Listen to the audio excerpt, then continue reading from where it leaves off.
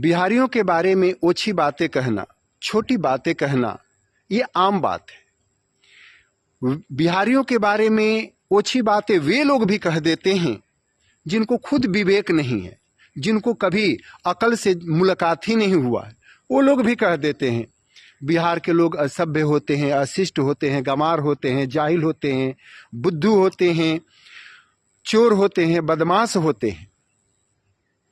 परंतु भाई ऐसी बात नहीं है। बिहार के लोग प्रबुद्ध होते हैं, सज्ञान होते हैं, विवेकशील होते हैं, और सबसे बड़ी बात कि जो बिहार की धरती है वो ज्ञान की धरती है।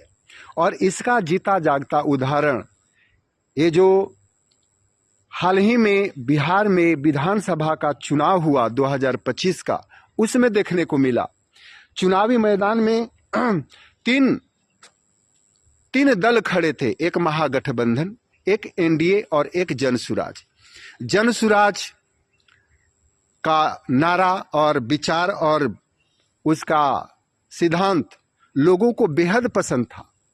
लोग चाहते थे कि जनसुराज सत्ता में आए, परंतु इस चक्कर में अगर जो बिहार के बुद्धिजीवी वर्ग के लोग हैं, अगर उसके तरफ जाते तो एनडीए का फुट बट जाता। कोई जनसुराज में जाता, कोई एनडीए में जाता, और इसका परिणाम होता कि वह अत्याचारी लालू परिवार सरकार में आ जाता।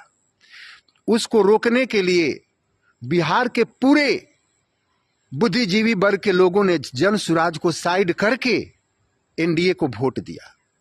भाई, किसी प्रदेश के में इकट्ठा होकर, पूरे बुद्धिजीवी वर्ग इकट्ठा होकर इतना बड़ा निर्णय ले लिया कि एक पार्टी को अभी साइड कर दो और एक को सत्ता में लाओ, वरना हम लोगों ने जो विकास का स्थिति देखा है, विकास की गति हमारे जो प्रदेश में आई है, वह अत्याचारी आकर मिटा देगा।